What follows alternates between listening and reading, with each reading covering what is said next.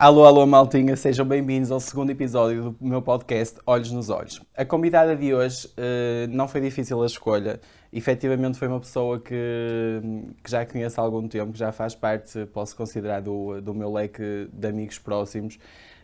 Aceitou o convite à primeira e estou aqui hoje para vos dar a conhecer um bocadinho mais sobre o seu percurso profissional. É uma pessoa muito extrovertida. É a alentejana do momento, cara mediática da televisão, uma mulher furacão. Participou em vários programas de televisão, sendo que o de maior ribalta foi o Got Talent em 2017.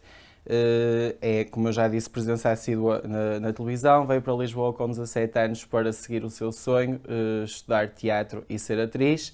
Começou a sua carreira de atriz de teatro em 2012.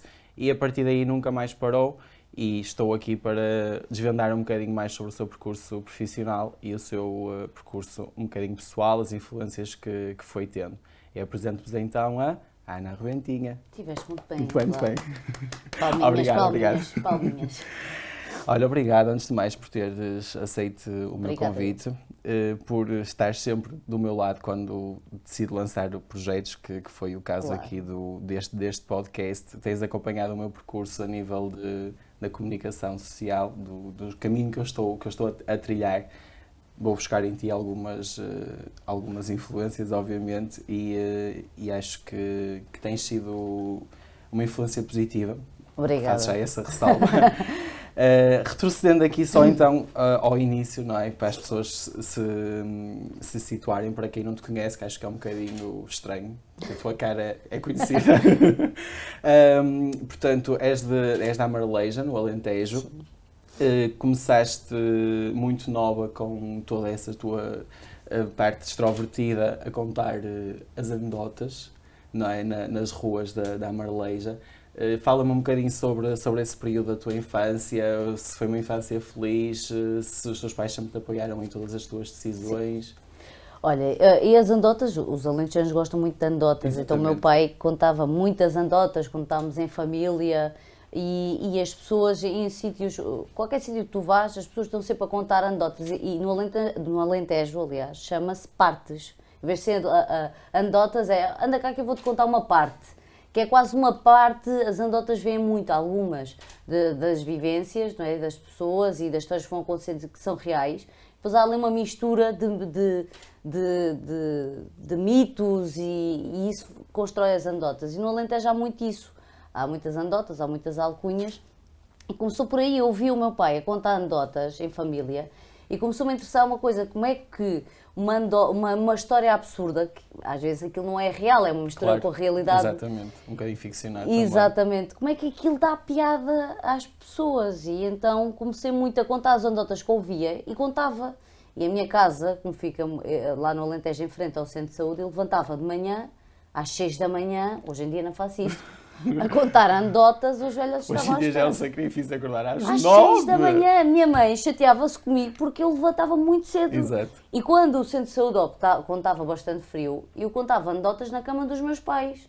Então os meus irmãos estavam no quarto ao lado, ficavam passados, porque eu às 6 da manhã contava anedotas, cantava e aquilo tudo, e descia, batia palmas, fazia tudo, montava a espetáculo tenda. todo. Sim, Montavas a tenda, tiravas os foguetes, desarmava a tenda, metia no saco e ia para a sala a tomar um pequeno almoço. E começou muito por aí. Começou na brincadeira a contar as anedotas e depois comecei a perceber que não eram só os amigos que se riam. Exatamente.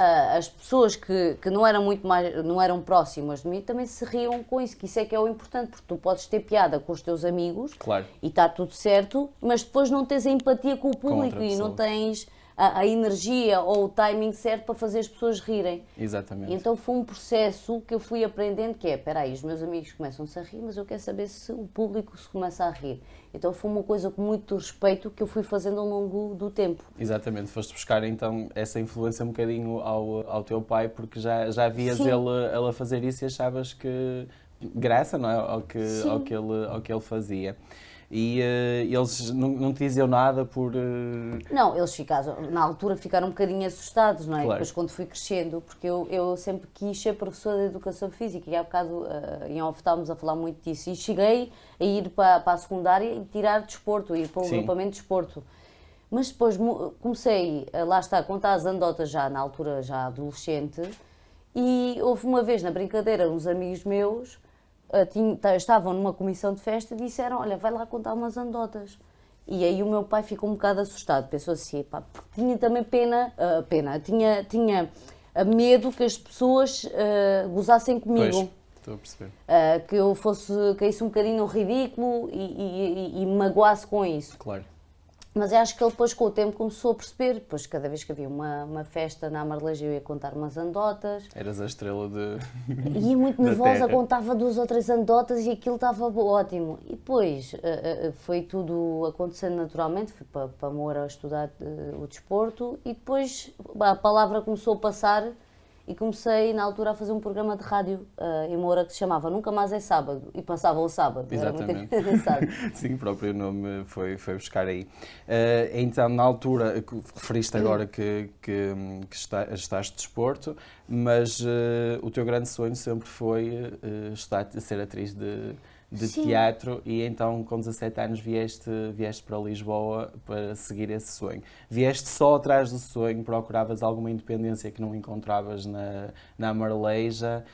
Fala-me um bocadinho dessa passagem. É engraçado, só voltando um bocadinho atrás, porque dá aqui a porta para Lisboa. Exatamente. Comecei depois a contar anedotas e na rádio e não sei o quê, e de repente passei a fazer espetáculos em bares lá no Sim. Alentejo. Lembro perfeitamente que houve um espetáculo que correu mal. Também porque eu não era muito experiente na Claro. altura e as pessoas, aquilo era num bar, uns estavam a beber e os outros estavam a conversar e não estavam a ouvir. E eu cheguei a casa irritadíssima, agarrei no computador e mandei um mail na altura para um programa que havia na SIC, que era o Boa Tarde, com o Conceição Lino. E lá na altura eu lembro perfeitamente, tenho 17 anos, sei mais de 100 anedotas, vê lá, o exagero. E entretanto, aí a primeira vez que entrei, para ir ao ponto da tua pergunta, entrei no estúdio de televisão, aí percebi o que é que eu queria. E não era a fama. Era o fazer rir as pessoas, tudo o que está à volta de um programa de televisão, e eu senti ali uma coisa que nunca tinha sentido na minha vida. Sim, porque as pessoas muitas vezes não têm a noção de todo o trabalho que está por trás. Sim. Para apresentar depois um produto para as pessoas. E acho que eu falo por experiência própria e penso um bocadinho como tu. Eu não quero a área da comunicação social pela fama, é mesmo pelo prazer que dá em todo o trabalho que está por trás, em teres que estudar guiões, em teres que preparar, em teres que saber improvisar para apresentares um produto ao público e saberes cativar o público, que nem toda a gente o sabe fazer e tu és pró nisso. E eu na altura, e atenção que as redes sociais, já vi o Facebook, mas isto há 10 anos atrás, não era este boom das redes sociais, havia, mas não era um boom, até porque tu no telefone não tinhas tanto acesso como tens hoje em dia. E eu não percebi bem o que estava a acontecer, só quando cheguei à minha terra e depois comecei a andar e às compras com a minha mãe, as pessoas tinham visto o programa naquele dia.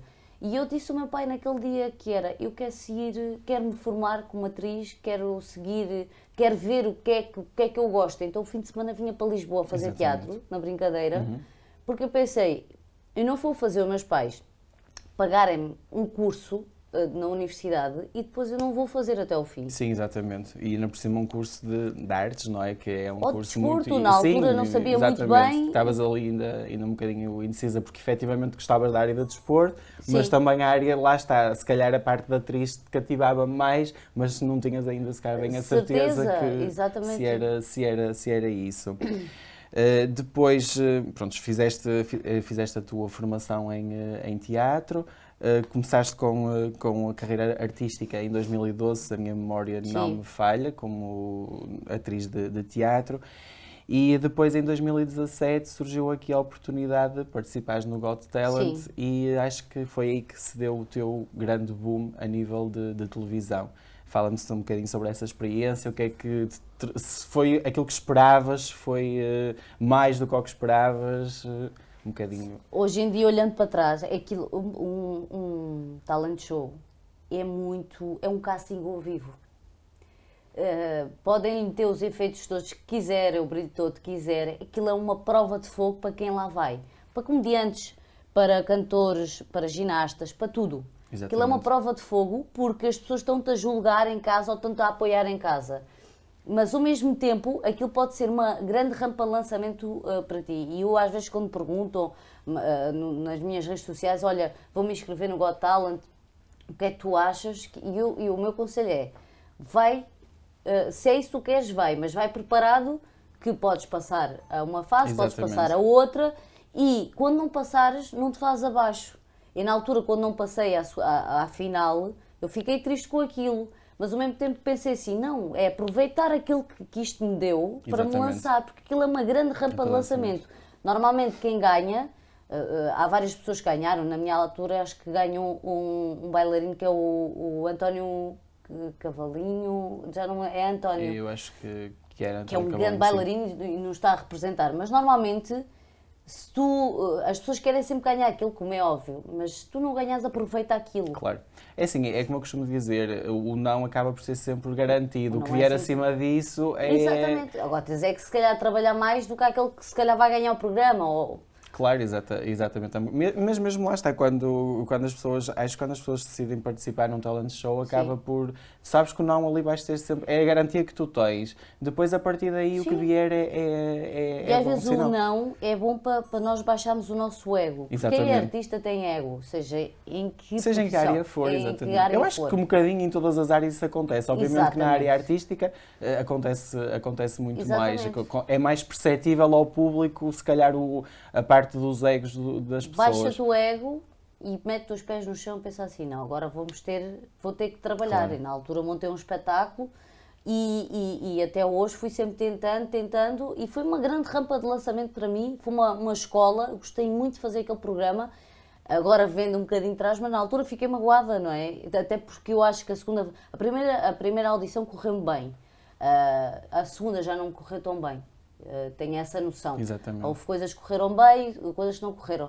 Mas depois tive a sorte de ter o Hermano José na altura como jurado e passar 2 ou 3 meses ir ao programa do Herman e depois fazer 2 espetáculos com o Herman. Exatamente. Acabaste por perder ali no talent show, mas ganhaste. Acho que nós ganhamos sempre, pelo menos experiência e bagagem acabas por.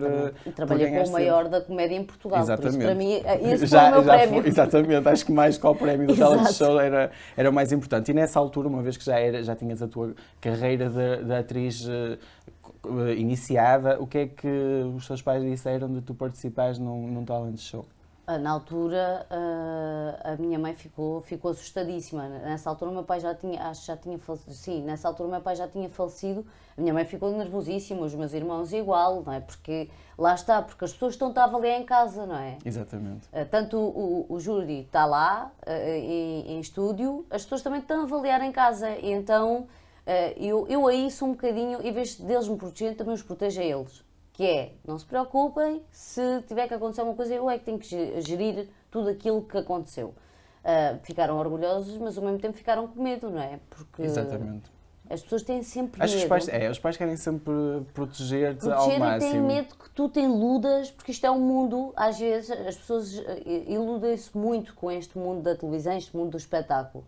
E é normal, tu às vezes estás iludido, outras vezes não estás, faz parte desse processo. Sim, eu lembro na altura quando estava a decidir o curso que queria, a minha mãe, obviamente, que tentou sempre demover-me da comunicação social, até que não é a minha formação base, e ainda hoje é o dia que me tenta demover, mas efetivamente acho que é o nosso caminho e nós próprios temos que aprender com os nossos erros. Aquela frase clichê que é, que eu aprendi esta frase e vou levar para o resto da vida, que é, eu não vou chegar aos 60 anos, aos 50 anos, chegar lá e olhar para trás e dizer assim, eu queria ser comediante, queria ser atriz e hoje em dia tenho uma profissão que eu não gosto. Isto é verdade, nós todos vamos morrer. Sim, é a coisa mais exatamente. óbvia da vida. Esta é a única certeza que nós temos. Exatamente. E se tu não fizeres, claro que às vezes tens de ter essa possibilidade, esse foco e essa vontade, mas se tu não fizeres aquilo que tu gostas, não vens cá fazer nada. Claro. Às vezes, claro que a vida te muda e tens de fazer outro tipo de trabalhos e tens que ir para outra profissão e se calhar não tens esse foco, essa vontade, essa disponibilidade, às vezes económica, Às vezes há um bocadinho de contras, mas nada é impossível. Sim, Se podes tu ter queres, que fazer então mais tens que ir esforço, atrás. mas tudo se consegue. Sou Acho que apologista disso. eu também sou apologista há uma frase, uma expressão muito clichê que é eu só me arrependo daquilo que não faço. E acho que se nós não fizermos ainda vai ser Nunca pior. vais saber. Depois nunca vamos saber o que é que poderia advir dali. Exato.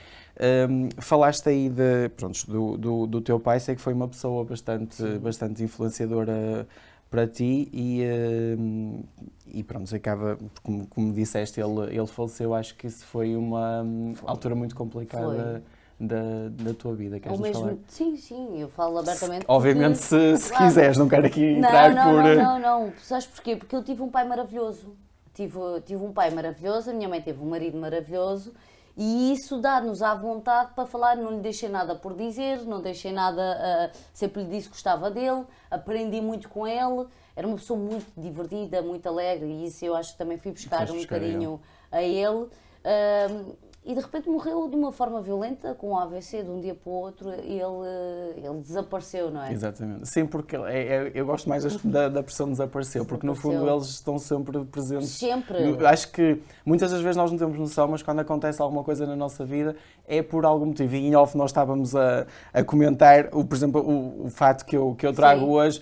Usei-o há uns meses atrás numa apresentação que tivemos em conjunto e ontem à noite estava a olhar para a roupa e precisamente calhou de ser a mesma e não foi pensar. Exatamente. Acho que há sempre ali alguém que nos está, uma estrelinha, por assim dizer. Sim, e ele é a minha inspiração, eu vou levá-lo sempre para a minha vida e vou sempre falar dele. Era uma pessoa muito alegre, era uma pessoa, por exemplo, no Carnaval, nós temos várias tradições na nossa terra.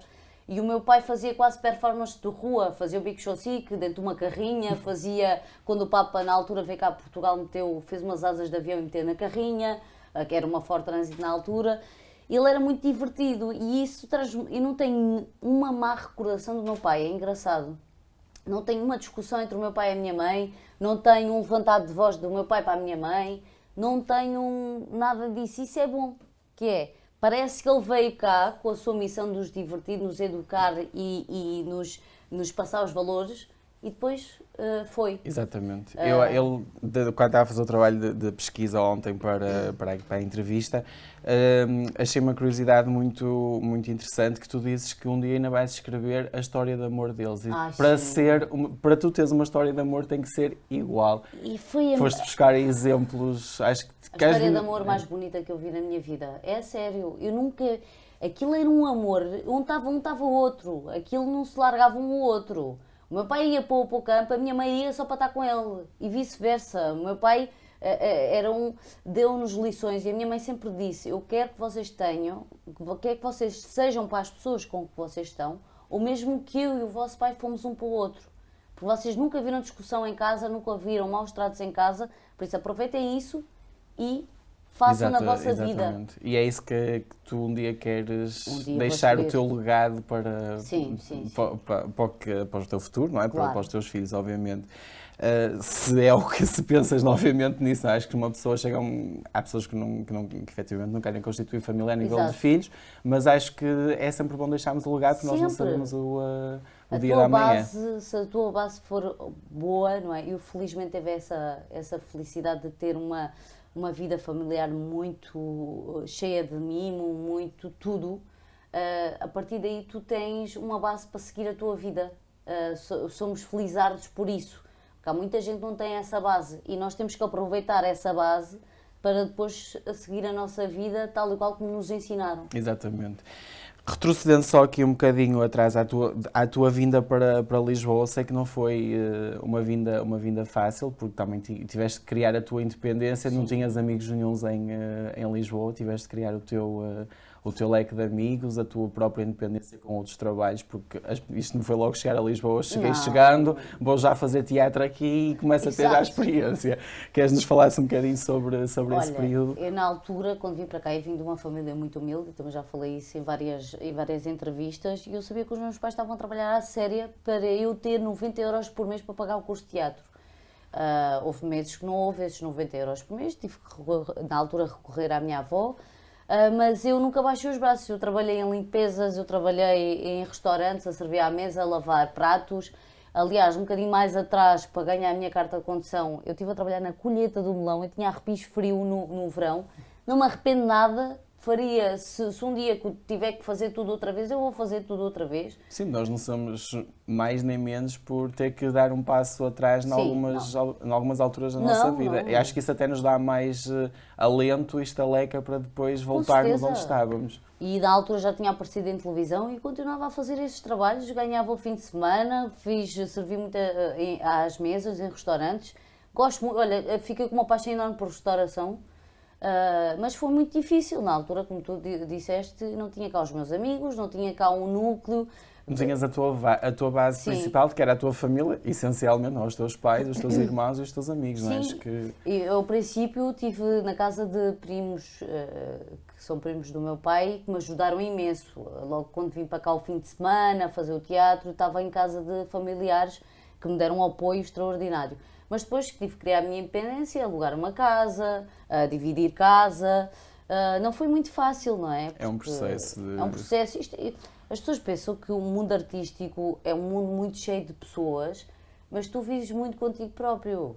É um trabalho muito solitário, Sim, não é às vezes chegas à noite e dizes, ok, tens aquelas Sim. pessoas que sabes que podes recorrer a qualquer momento num telefone, mas depois não é há a uma mesma coisa, que isto e que me perdoem as pessoas que são minhas amigas e meus amigos, que é, há coisas que só tu é que sabes e só tu, porque às vezes, olha, e quando disse na altura que vinha para Lisboa estudar teatro ou um dia vou aparecer na televisão, as pessoas tipo, está bem, davam palmadinhas alguns, e tenho amigos meus hoje em dia que me dizem mesmo na cara, eu nunca pensei que tu conseguisse ir para Lisboa, estudasses teatro e estares ainda hoje a tentar as coisas, porque isto nunca acaba. Sim, acho que é uma aprendizagem constante. Sim. Esta área aqui então E há coisas que só tu é que sabes se vais conseguir ou não. Não vale a pena. E há coisas que tu tens que guardar para ti, porque se tu vais dizer, o outro, sem querer, pode destruir ali um bocadinho do teu sonho ou um bocadinho do teu foco.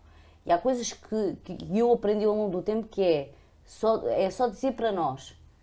Que é, eu vou conseguir, eu tenho que trabalhar para isto, nada se consegue com trabalho. Isso, venha quem vier me dizer, sem trabalho. Não, às vezes há sorte, mas se tu tiveres sorte e não trabalhares, essa sorte vai acabar a qualquer momento. Sim, e lá está, já com trabalho acaba sempre por ser complicado no meio em que estamos e sem trabalho então, só com sorte. Ok, há as pessoas que têm essa sorte, mas depois acaba por... Mas essas pessoas daqui a uns anos, se não trabalhar, se não aproveitar essa sorte com trabalho, digo eu... Até porque lá está, se não trabalhar, se não valorizar, acaba por... A sorte não dura sempre. Tens de trabalhar, tens que melhorar. Às vezes os nãos na altura podem-te magoar, mas passados uns meses, ok, se calhar não estava preparada para aqui, se calhar ainda não estava preparada para ali. Mas há coisas, isto volta atrás, há coisas que só tu é que tens que saber. Só tu é que sabes a força que tu vais ter para enfrentar tudo. E na altura foi isso que me aconteceu. O chorar quase todos os dias com saudade da família, dos amigos e pensar, será que isto vai dar certo? Mas depois quando te ligavam, não, está tudo bem, depois desligava e chorava. É sempre aquela, exatamente. Percebes? Sim, eu sei bem do que é que falas, porque também não tive que, não saí propriamente do pé do meu núcleo duro, como eu costumo dizer, mas tive fases complicadas em que a minha mãe está tudo bem, sim, está tudo bem, não se preocupe, nós vamos conseguir. Eu tenho uma coisa engraçada que às vezes vejo as entrevistas e penso assim, eu devia ter falado isso, porque eu esqueço-me das coisas más. Eu devo ter aqui um mecanismo qualquer, que às vezes, por exemplo, alguém me faz mal e as pessoas perguntam, mas o que é que aquela pessoa te fez? Eu já não me vou lembrar, porque as coisas más eu vou esquecendo, às vezes vou recordando, mas passei por muitas dificuldades, passei por momentos muito complicados, mas nunca desisti, isto toda a gente passa. Pensava sempre eu que a vida não é fácil, mas nós temos que a tornar fácil, por isso às vezes temos que sofrer, entre aspas, para depois um dia chegarmos à felicidade. Exatamente. Assim. Sim, acho que foi muito profundo. Profundo. Sim, lá do fundo, as profundezas. Estou cansada. Voltando novamente à parte em que nós estávamos, que tu participaste do Got Talent, tiveste toda essa exposição e começaste a ser uma cara recorrente do meio televisivo. tiveste vários projetos a nível de televisão, sendo que se calhar as pessoas associam mais aos mais recentes, que foi o Somos Portugal e foi o Big Brother, mas tiveste o Arrebenta a Selfie em parceria com a Média Capital. a Média Capital, mas começaste, e acho que aqui as pessoas começaram também com um boom a seguir ao Got Talent, foi no Você na TV com a rubrica com o Pedro Crespim, que é um dos teus grandes amigos. É uma pessoa que eu quero, Pedro, estás a ver, não te esqueças. Visto o que ele fez agora só para te convidar, pronto, é isto. Acho que queres-me falar um bocadinho dessa vossa cumplicidade, porque nota-se mesmo que extravasa o profissional. É perigoso. Muito perigoso e muito satisfatório. Não, é perigoso no bom sentido. Sim, sim. Na altura, o Pedro já estava a fazer a rubrica dele. O Pedro tem anos disto de televisão, fez na altura o Esquadranguinho, não vou dar aqui porque ele depois vai ver. Sim, Pedro, é uma dica, não te esqueças. Eu conheci o Pedro de televisão e tinha muitos amigos em comum com ele. Exato. E houve um dia, sem querer, que eu estava a fazer a crónica social, na altura o Serginho tinha ido de férias e disse-me assim, ligou-me o dia de antes a dizer: vais ficar com a crónica, vais ficar com o auricular e vais tomar conta da crónica social e vais ler um teleponto. E eu, desculpa? Sim, já te explico tudo, agora estou a entrar no avião. Eu fiquei até que ele chegasse ao destino assim, no sofá, eu não vou fazer isto, eu não consigo buraco para me enfiar onde é que está. E ele chega, não, tu vais ser capaz, vais fazer. Eu disse, tu não quer teleponto, manda-me as coisas que eu vou decorar e vou não sei o quê, e assim foi. E nesse dia o Pedro inseriu a crónica de moda na crónica social. E na altura eu lembro-me que estava lá uma atriz e nós tentávamos meter um espartilho na atriz, então deitámos a atriz, ele meteu o pé, bem, fizemos 30 por uma linha. Passado duas semanas, na altura, e se não me engano, a Marta Cardoso e o Serginho estavam na coordenação do Você na TV, eram eles os coordenadores. E então eles queriam uma coisa diferente para irmos para a rua a fazer reportagens no Moda Lisboa, no Portugal Fashion, em alguns eventos, e juntaram-nos os dois. E nós na altura demos-nos bem, juntaram-nos os dois e sabes porque é que isto funciona? Porque eu respeito o espaço do Pedro e ele respeita o meu. Quando nós fomos para o Moda Lisboa, quando eu vi, por exemplo, a falar com a Fátima Lopes, eu não fui lá brincar, porque sabia que era a profissão do Pedro, ele tem um grande respeito por a Fátima e a Fátima por ele, claro. Eu não me ia meter. E assim foi. Nós começámos a dar espaço um ao outro e aquilo começou a resultar muito. E depois, na altura que ele foi para o Big Brother também comigo e eu com ele. Exatamente, foi. Ou seja, a dupla. Foi maravilhoso, porque nós, às vezes era perigoso, às vezes nós esquecíamos, é perigoso porque às vezes a gente esquece de estar em direto os dois. Pois, e só depois quando vais rever... E às vezes ligar para casa a dizer assim, olha, vê lá se ouviu isto, porque nós às vezes esquecíamos, claro. Estávamos em direto. Mas eu acho que a magia acaba também por ser essa, que as pessoas não estão à espera que... Obviamente que se é um programa gravado, as pessoas sabem que há cortes e que as pessoas muitas das vezes estão mais limitadas. Aquilo era direto. Num direto, tu acho que o Pedro a magia... caiu em cima da minha bota, exatamente, um dia, mandou-se para cima do acrílico.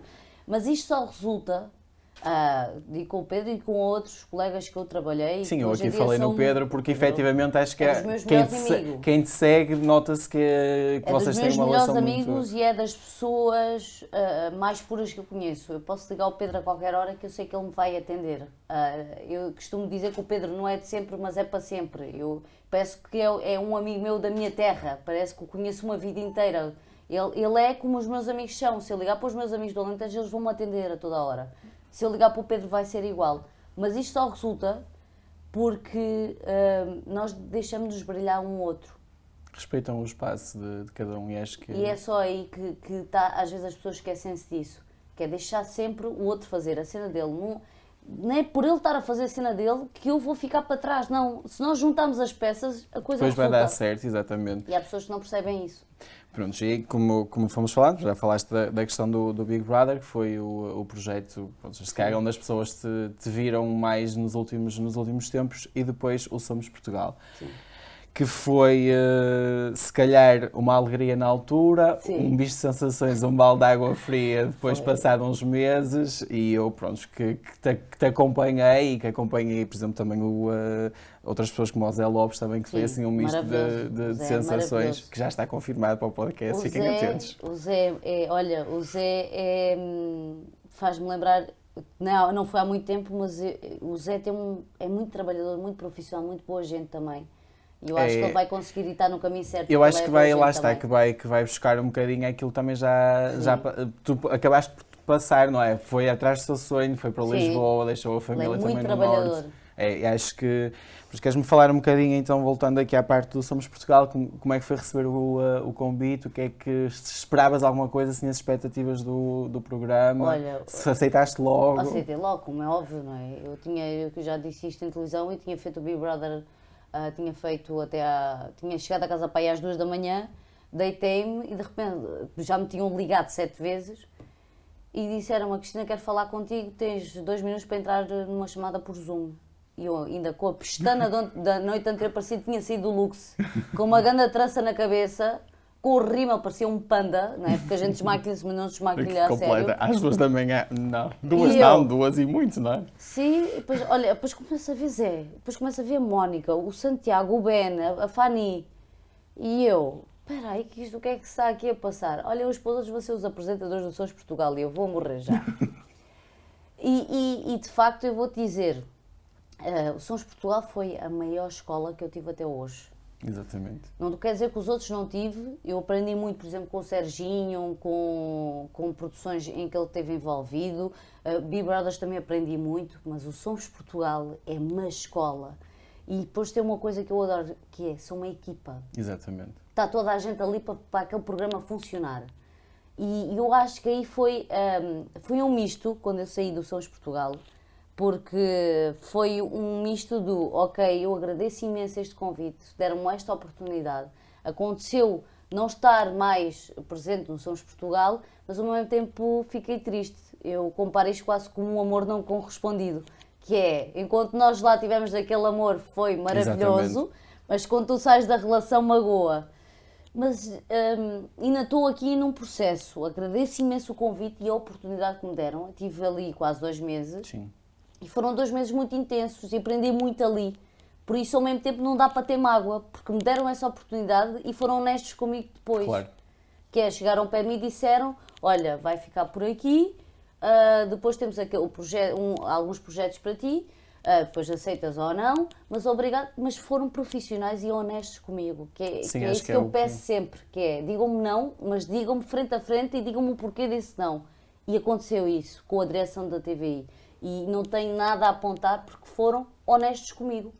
Sim, na altura, quando vocês foram afastados do programa, falou-se muito, como infelizmente as redes sociais são muito boas para umas coisas, mas depois falam de coisas que não sabem, e falou-se que muitas coisas acerca da relação com a Cristina Ferreira, que vocês... É ótima.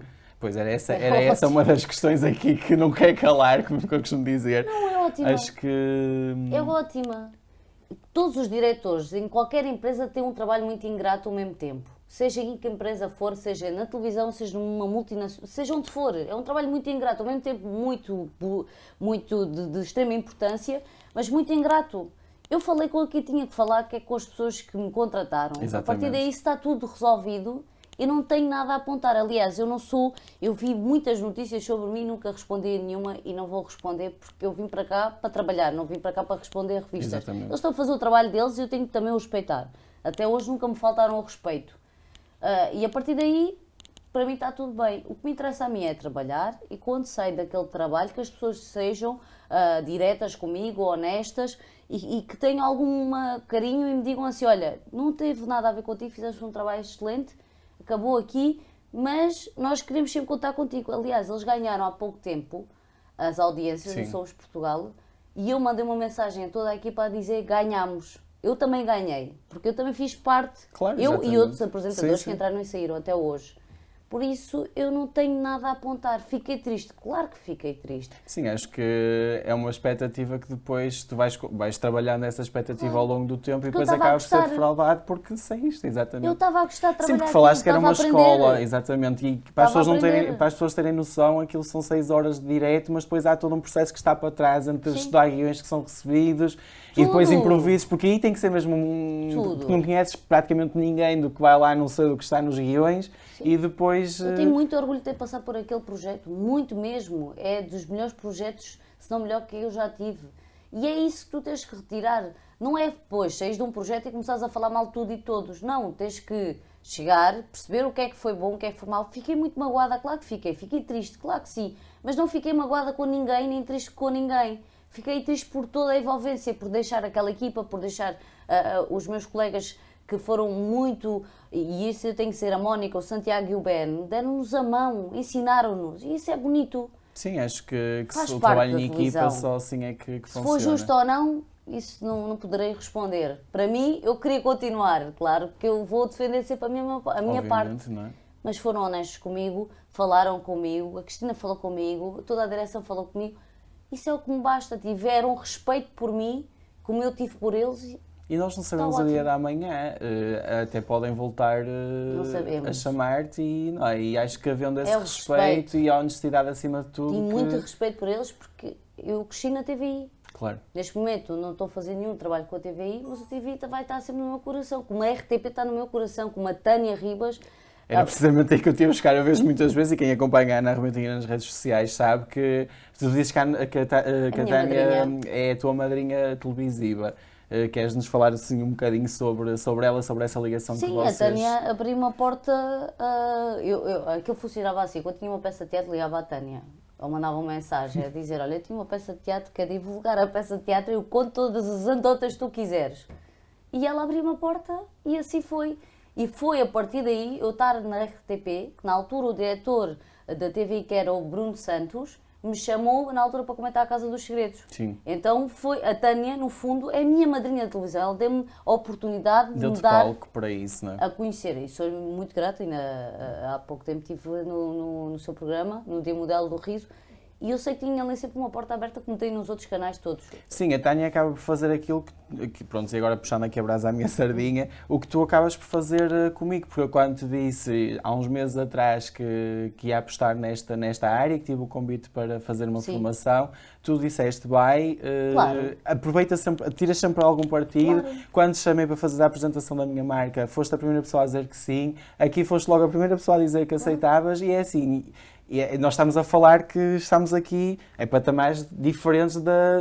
Somos iguais. Eu acho que seja... Claro que sim, eu percebo A nível profissional estamos em patamares diferentes e podias não aceitar. As pessoas só precisam de alguém que lhe dê a mão, a oportunidade para ter uma conversa para... Ou seja, claro que a Tânia me abriu a porta, mas eu tive que fazer o meu trabalho. Obviamente. Sim, o mesmo que eu estou aqui, não é? Eu não cheguei aqui e disse, olha, agora vamos ter aqui uma conversa, ok, é uma conversa de amigos, sim, mas tem que fazer o trabalho todo, um trabalho de pesquisa, de preparação. Quando for para o Sons de Portugal, quando a Cristina diz, vamos para o Sons de Portugal, tive que fazer o meu trabalho. Obviamente. Se eu for para outro canal de televisão e disser, eu tenho que mostrar o voto de confiança que me deram. Lá está, sem trabalho não há nada. Não há nada. E voltando só aqui ao Somos Portugal, para encerrarmos o capítulo do programa, se eles te voltassem a convidar, tu aceitarias logo à primeira? Ai, que pergunta que... Ai! Até vai ver. Ai! Não, claro, eu acho que é um desafio. Eu acho que tu não podes ficar... Eu tive, como é óbvio, ao longo destes meses eu tive várias emoções, não é? Misturadas. Várias coisas misturadas, vários sentimentos. Guardei sempre para mim.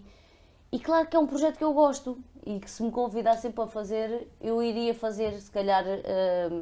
pensaria em mais coisas. Na altura fui sem pensar em nada. Se calhar pensaria de outra forma e claro que ia aceitar, porque eu acho que às vezes já há aquela frase que era nunca voltes ao sítio onde foste feliz. Sim. Mas eu acho que sim. Eu penso precisamente o contrário. Eu acho que nós, se fomos felizes e se nos voltaram a chamar para voltar ao sítio, eu gosto de tudo o que me desafia. E esse programa desafia-me, a mim própria. Por isso, seja esse projeto, seja outro projeto de outro canal qualquer. Sim, porque lá está, dão-te espaço para tu seres quem és, mas ao mesmo tempo também tens que trabalhar outras vertentes que não fazem parte, se calhar, do teu dia-a-dia, não é? Por assim dizer. O que é que achas que o teu pai diria quando aceitaste o desafio de Somos Portugal e de outros programas de televisão? Aquilo caiu-me no colo e eu tenho a certeza que foi ele que lá está. Porque no dia em que me ligaram, fazia 7 anos que o meu pai tinha morrido. Passado o dia quase que eu tive a reunião, foi o dia do pai. Quando cheguei à escola, que eu dou aulas de teatro, eu tinha esquecido os livros em casa e pedi a uma educadora que me desse um livro para eu ler uma história às crianças. E ela, sem saber nada, porque na altura eu não podia contar a ninguém, deu-me um livro que dizia o meu pai. Por isso, a partir daí, eu acho que ele estaria orgulhoso. Voltamos àquele que estávamos a falar há bocadinho. Venha aqui ver, eu acredito em alguns sinais. Quer dizer, eu acho que tu tens que acreditar em alguma coisa para te sentires mais perto. Eu sou dessa opinião e sou da opinião em que o nosso caminho já está traçado e definido. Sim. Depois tu, ok, podes ter uns desvios, mas depois alguém ou alguma coisa te vai levar para aquele caminho. Acho que sim. Voltando aqui então à parte que referenciaste, que eu não tinha referenciado, que és professora de expressão dramática e teatro. O que é que os teus alunos, achas que eles já começam a perceber quando te veem na televisão? Ah, minha professora. Alguns no primeiro confinamento, eles viram muita televisão e na altura estava a fazer o Big Brother e eles chegavam à escola, professora, eu vi-te na televisão. E eu brincava sempre com eles, não era eu. Eu tento sempre fazer ali uma separação, não é? Porque eu quero que eles me vejam como uma pessoa de teatro, claro, que às vezes é impossível, mas tento fazer uma separação. É muito engraçado trabalhar com eles, porque é dos 3 aos 6 anos, tu aprendes muito com eles, principalmente porque eles ainda são muito genuínos, não têm qualquer influência ainda, muita influência da sociedade, por isso é muito engraçado, é muito desafiante, às vezes desafiam-te a paciência, não é? Mas é muito engraçado, é muito satisfatório, porque eu costumo dizer, não quero que eles sejam atores, eu quero é que eles consigam falar em público, consigam aceitar o outro, consigam ter ferramentas para quando crescerem não terem alguns medos. E acho que é esse o objetivo da expressão dramática. E agora só aqui para terminar, estamos quase a terminar, já não tomasse mais. Eu tiro o dia para isso. Estou tranquila. És feliz nestas várias vertentes profissionais? És feliz a ser professora? És feliz a ser contadora de anedotas? Eu sou feliz, apesar de alguns obstáculos e de algumas coisas que me deixaram triste, como falámos há bocado. Eu acho que tudo é uma aprendizagem e eu sou uma privilegiada porque continuo a dar oportunidades. E eu acho que tu nunca tens que ficar... Eu estou a ter esta conversa porque eu tive uma conversa comigo própria estes meses, atenção. Sim. Isto não é num momento para o outro. Claro. Tive que lidar aqui com várias emoções dentro de mim, uma tristeza. Sim, nós somos seres humanos, não é? E temos sentimentos e acho que... Sim, eu acho que sou feliz porque... Eu só posso ser feliz porque eu tive oportunidades que algumas pessoas ainda não tiveram. E é continuar a trabalhar. Tive estes meses muito na minha e houve coisas que eu também não aceitei para estar mais na minha, para ir buscar aquilo que me trouxe até aqui, que foi a comédia. Eu precisei desta paragem quase televisiva e é continuar a trabalhar, por isso sou muito feliz a fazer aquilo que eu faço. Muito. E agora, olhos nos olhos. Olhos nos olhos. O que é que dizem os teus olhos? Sei que sou feliz e que sou... E gosto muito de viver, principalmente isto. Tenho uma paixão muito grande pela vida. Ainda bem. Pudesse vivia para sempre, nunca morreria. Olha, mais uma vez, muito obrigado por teres aceito o desafio e fiquem atentos que em breve sairá o episódio. Obrigado e até à próxima.